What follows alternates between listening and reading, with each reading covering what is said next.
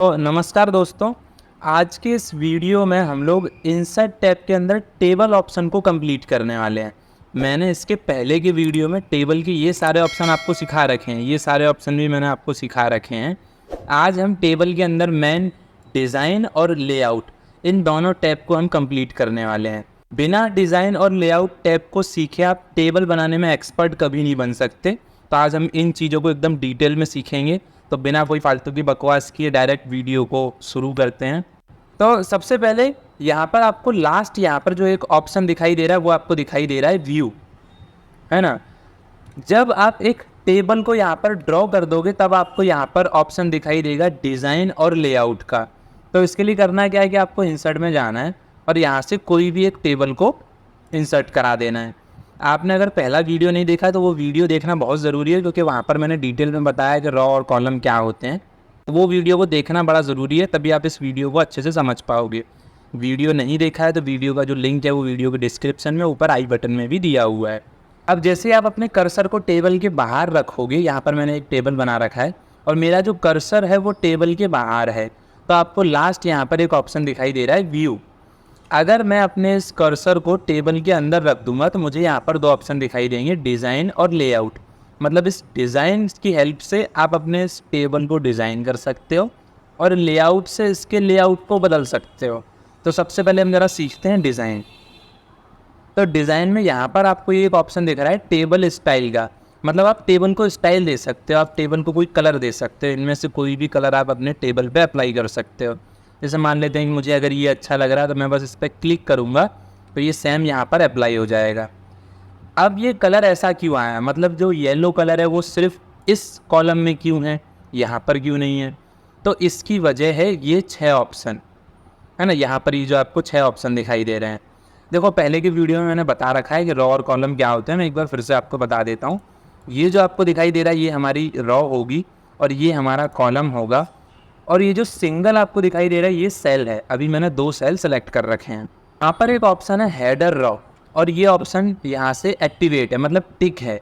तो यहाँ पर हेडर रॉ आप देखोगे अलग से हाईलाइट हो रही है। अगर मैं इसे बंद कर दूंगा तो हेडर रॉ में से जो कलर है वो रिमूव हो जाएगा कुछ इस तरीके से, है ना। मतलब ये जो हमारी टॉप हेडर रॉ है, यहाँ से आप देख रहे हो कि जैसे ही मैं अनटिक कर रहा हूँ कलर रिमूव हो रहा है।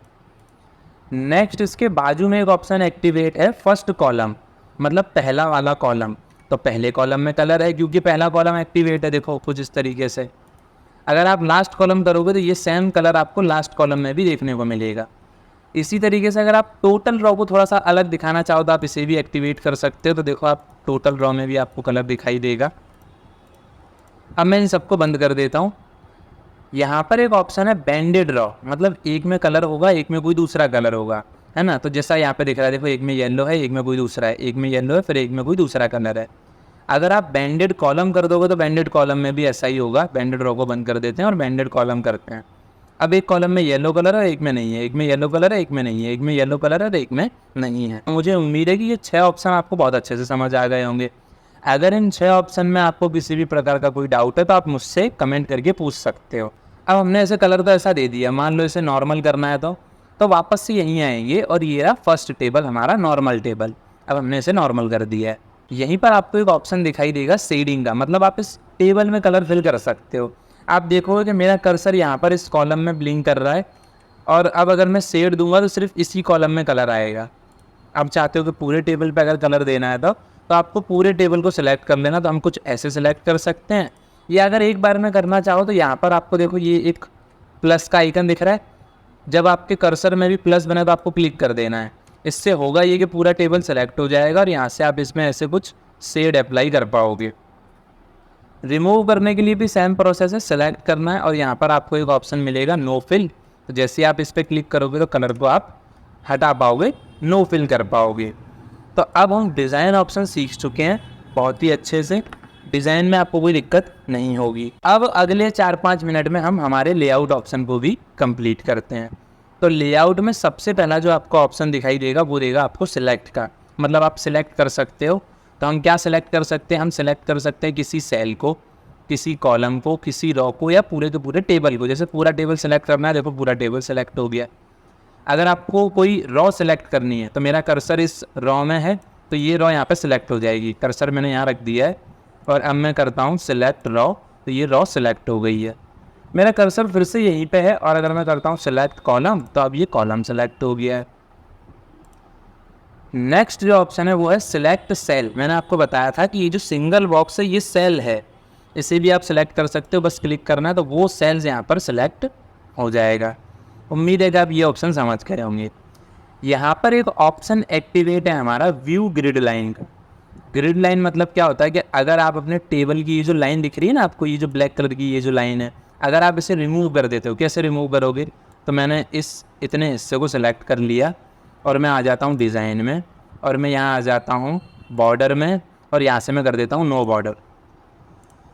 मतलब टेबल तो है ना, यहाँ पर आपको दिखाई दे रहा है कि यहाँ पर हमारे पास टेबल तो है, हमने उस टेबल से बॉर्डर को रिमूव कर दिया है। अब यहाँ पर ये जो आपको लाइन दिख रही है ना, जो डॉट डॉट करके लाइन बनी है, वो इस ऑप्शन की वजह से दिख रही है। मतलब ग्रिड लाइन इस ऑप्शन की वजह से आपको दिखाई दे रही है। ये ऑप्शन एक्टिवेट है। कैसे पता चल रहा है कि ये ऑप्शन एक्टिवेट है, तो ब्लू कलर का बॉर्डर आपको दिखाई दे रहा है। अगर इसे मैं डिसएक्टिवेट कर दूँ तो अब यहाँ पर वो ग्रिड लाइन भी नहीं दिखेगी, टेबल है ना। देखो एरो की से आप टेबल को चेंज कर सकते हो, टेबल अपनी जगह पे है, बस अब ग्रिड लाइन आपको नहीं दिखाई दे रही है। ग्रिड लाइन देखने के लिए हम इस ऑप्शन का यूज़ करते हैं। नेक्स्ट हमारे पास जो ऑप्शन है वो है प्रॉपर्टीज़ का। मतलब इस टेबल पे अब हम थोड़ा सा काम करेंगे, तो जैसे मैं इस टेबल को यहाँ से छोटा कर देता हूँ। ये सारी चीज़ें मैंने कल के वीडियो में सिखा रखी हैं, ठीक है। तो मैंने यहाँ पर पैराग्राफ भी ला दिया और टेबल भी है। अब यहाँ पर लास्ट ऑप्शन हमको दिख रहा है व्यू का, तो बिल्कुल कंफ्यूज नहीं होना है, आपको अपने कर्सर को टेबल में रख देना है अंदर।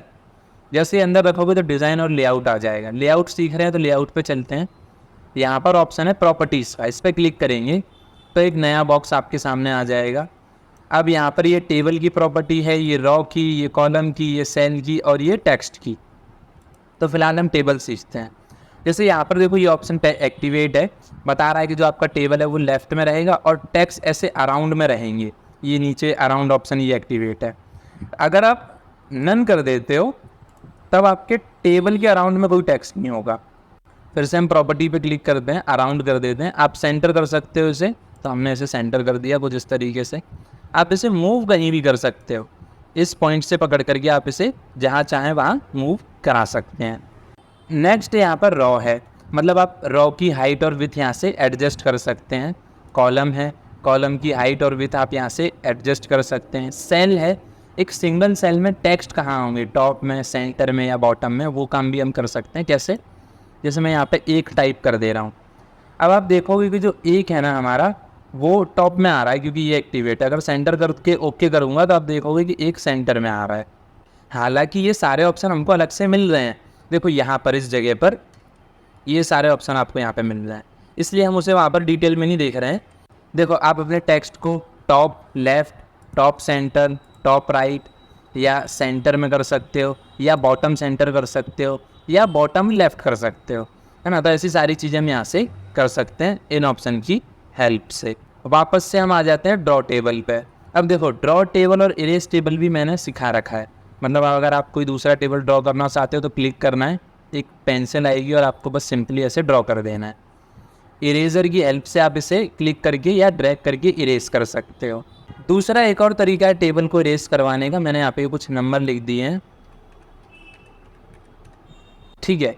तो यहाँ पर एक ऑप्शन है डिलीट का। जैसे आप इसे ओपन करोगे तो बहुत सारे ऑप्शन आएंगे, delete cell, delete column, delete row और डिलीट टेबल। जैसे ही आप डिलीट टेबल पे क्लिक करोगे तो पूरा का पूरा टेबल डिलीट हो गया है। अब मैं कंट्रोल Z से टेबल को वापस ला दे रहा हूँ, कंट्रोल Z एक स्टेप पीछे आने के लिए। अब हम यहीं पर आते हैं और यहाँ पर आपको एक ऑप्शन मिलेगा डिलीट रॉ का।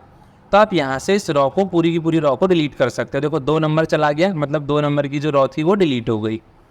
इसी तरीके से आप कॉलम को भी डिलीट कर सकते हो। जैसे मैंने 3 में यहाँ पर कर्सर रख दिया है, 2 और 3 में, तो कॉलम मेरा है सेकंड, और अब मैं यहाँ से ऑप्शन यूज़ करूँगा डिलीट कॉलम। तो देखो सेकंड कॉलम हमारा डिलीट हो गया। इसी तरीके से आप किसी सेल को डिलीट कर सकते हो। जैसे मैंने लास्ट में कर्सर रख दिया है, यहाँ पर आते हैं और यहाँ पर आपको एक ऑप्शन मिलेगा डिलीट सेल का। क्लिक करोगे तो आपका जो सेल है वो डिलीट हो जाएगा। देखो सेल डिलीट हो गया। जब आप सेल को डिलीट करते हो तो ये आपसे पूछता है कि आपको आपके सेल को डिलीट करने के बाद उसे लेफ़्ट की तरफ या राइट की तरफ कहाँ पर उसे शिफ्ट कर देना है। तो जहाँ भी आपको करना हो आपको टिक करके उसे ओके कर देना है। तो अब हम ये चारों ऑप्शन को जानते हैं। ठीक है, अब हमने डिलीट करना सीख लिया, अब हम ज़रा इंसर्ट करवाना सीखते हैं।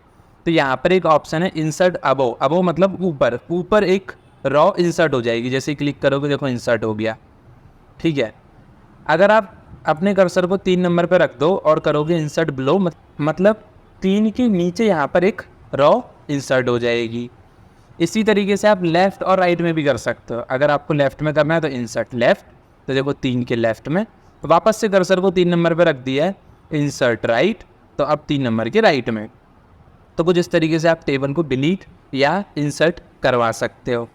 नेक्स्ट यहाँ पर जो हमारा ऑप्शन है वो है मर्ज सेल का, मतलब आप सेल को मर्ज कर सकते हो।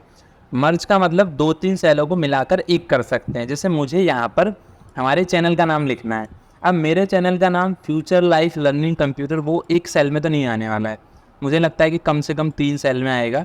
तो मैं इन तीनों सेलों को सेलेक्ट करूँगा और मर्ज कर दूँगा।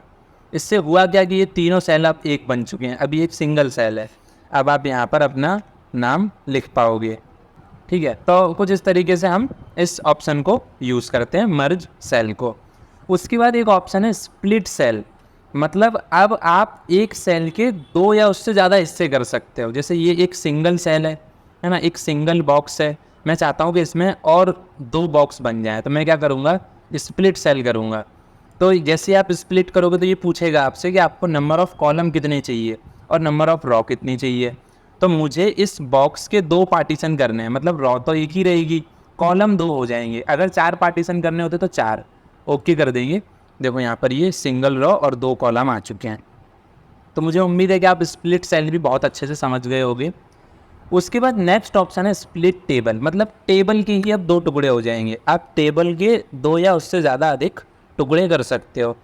कैसे करेंगे, आपको कर्सर वहाँ रख देना जहाँ से कि स्प्लिट करना है। तो मुझे 3 नंबर से करना है, तो मैंने 3 पे अपना कर्सर रखा और मैंने कर दिया स्प्लिट टेबल। अब आप देखोगे कि हमारे पास 2 टेबल है, ये एक अलग टेबल है, मैं इसे अलग करके दिखाता हूँ, ये एक अलग टेबल है और ये एक अलग टेबल है। तो कुछ इस तरीके से आप अपने टेबल को स्प्लिट भी कर सकते हो।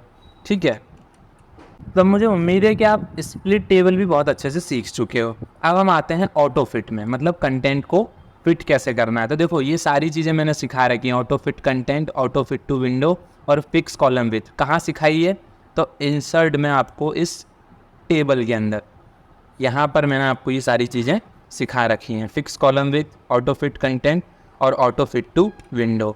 तो अगर वो वीडियो आपने नहीं देखा है तो मैं बार बार बोल रहा हूँ कि वीडियो का लिंक वीडियो के डिस्क्रिप्शन में, इस वीडियो के डिस्क्रिप्शन में, साथ ही ऊपर आई बटन में, दोनों जगह पर अवेलेबल है। तो वहाँ से आप उस वीडियो को देख सकते हो, तभी आप टेबल बनाने में एकदम एक्सपर्ट बन पाओगे। अब हम आगे बढ़ते हैं हाइट और विड्थ की ओर। ये बता रहा है कि किसी सेल की हाइट और विड्थ क्या है। आप इसे ऐसे बढ़ा सकते हो, देखो मैनुअली कर सकते हैं हम इसे, है ना, आप इसे ऐसे चेंज कर सकते हो। इससे ज़्यादा आसान तरीका ये है कि आपको इसके पास आना है। अब देखो 2 एरो बन रहे हैं मेरे कर्सर में, तो मैं इसे ऐसे ड्रैग करके छोटा या मैं इसे ऐसे बड़ा कर सकता हूँ। ठीक है, तो कुछ इस तरीके से हम चेंजेस कर सकते हैं। ये सारी चीज़ें मैंने पिछले वीडियो में बता रखी है। उसके बाद यहाँ पर एक ऑप्शन है डिस्ट्रीब्यूट रॉ और डिस्ट्रीब्यूट कॉलम। अब इसके लिए मुझे एक नया टेबल चाहिए, तो मैं सारी चीज़ों को डिलीट करके फटाफट एक नया टेबल ला देता हूँ। ठीक है, तो देखो मेरे पास यहाँ पर ये एक टेबल, मैंने नया टेबल ले दिया है और अब मैं इसकी एक रॉ को बड़ा कर देता हूँ। मैंने इसकी एक रॉ को काफ़ी बड़ा कर दिया है। यहाँ पर हमारे पास एक ऑप्शन है डिस्ट्रीब्यूट रॉ, मतलब जो रॉ है ना वो इक्वली डिस्ट्रीब्यूट हो जाएगी। आपको क्या करना है, पूरे टेबल को सेलेक्ट करना है और डिस्ट्रीब्यूट रॉ कर देना है। देखो अब इक्वली वो डिस्ट्रीब्यूट हो चुकी है। अगर ऐसा आप किसी कॉलम के साथ करते हैं, जैसे किसी कॉलम को मैं छोटा कर दूँ और किसी को थोड़ा सा बड़ा कर दूँ, और जब आप टेबल को सिलेक्ट करके आप डिस्ट्रीब्यूट कॉलम करोगे तो ये सारे इक्वली डिस्ट्रीब्यूट हो जाएंगे। देखो इक्वली ये डिस्ट्रीब्यूट हो गए। तो उम्मीद है कि ये दोनों ऑप्शन भी आपको समझ आ गए होंगे। ये 9 ऑप्शन मैंने अभी आपको थोड़ी देर पहले ही सिखाए। अब हम सीखते हैं टेक्स्ट डायरेक्शन। जैसे मैं यहाँ पे लिख देता हूँ डेमो, और अब आप टेक्स्ट की डायरेक्शन को बदल पाओगे कुछ इस तरीके से, है ना। उसके बाद यहाँ पर एक ऑप्शन है सेल मार्जिन, मतलब आप मार्जिन को कम या ज़्यादा कर सकते हो। मार्जिन का मतलब क्या होता है, देखो मैं आपको दिखाऊं। ये जो डेमो लिखा हुआ और इस बॉर्डर से इस डेमो के बीच में ये जो स्पेस है ना, यही मार्जिन है। इस मार्जिन को हम कम या ज़्यादा कर सकते हैं। देखो टॉप में भी थोड़ा सा है, अगर मैं इसे पूरा लिखते हुए अंत तक जाऊंगा तो देखो लास्ट में भी थोड़ा सा आपको दिखाई दे रहा है, इसी को हम मार्जिन कहते हैं। इससे हम कमियां ज़्यादा कर सकते हैं। कैसे करेंगे, तो सेल मार्जिन पे जाएंगे तो आपको यहाँ पे दिखाई दे रहा है टॉप और बॉटम में मार्जिन 0 0 है, लेकिन लेफ़्ट और राइट में कुछ मार्जिन यहाँ पर नंबर में दिया हुआ है। अगर आप चाहते हो कि ये भी 0 हो जाए तो यहाँ पे बस कीबोर्ड से 0 टाइप करके ओके करना है आपको, 0 टाइप करके यहाँ पे ओके कर देना है। अब आप देखोगे यहाँ पर बिल्कुल भी आपको स्पेस नहीं दिख रहा है ना, यहाँ पर हमें बिल्कुल कोई भी स्पेस अब देखने को नहीं मिल रहा है। तो कुछ इस तरीके से आप मार्जिन को कम कर सकते हो और ज़्यादा कंटेंट लिख सकते हो अपने टेबल के अंदर। तो हमने डिज़ाइन और लेआउट कंप्लीट कर दिया है। यहाँ पर ये जो डेटा वाला ऑप्शन है, इसके लिए ना मुझे एक अलग से सेपरेट वीडियो बनाना पड़ेगा, क्योंकि जो काम आप एक्सेल में करते हो ना टोटल कर, तो इस ऑप्शन की हेल्प से लगभग वो काम आप यहाँ पर भी कर पाओगे। तो इसके लिए मुझे एक अलग से वीडियो बनाना पड़ेगा। वो वीडियो मैं डिमांड बेस पे बनाऊंगा। अगर आप लोग कमेंट करोगे तो ही हम वीडियो बनाएंगे, नहीं तो हम आगे जैसे सीखते जा रहे हैं वैसे हम सीखते चलेंगे। Page layout, design, reference, meaning, इन सारे टैब को हम क्या करेंगे कि कंप्लीट करेंगे अगले वीडियो में। तो ये वीडियो आपको कैसा लगा ये कमेंट करके ज़रूर बताएंगे। साथ ही वीडियो को लाइक भी करना और अपने फ्रेंड सर्कल में इस वीडियो को शेयर भी करना, ताकि वो लोग भी इस चीज़ को सीख पाएँ। तो मिलते हैं अगले वीडियो में, तब तक के लिए thanks for watching this video. Thank you so much.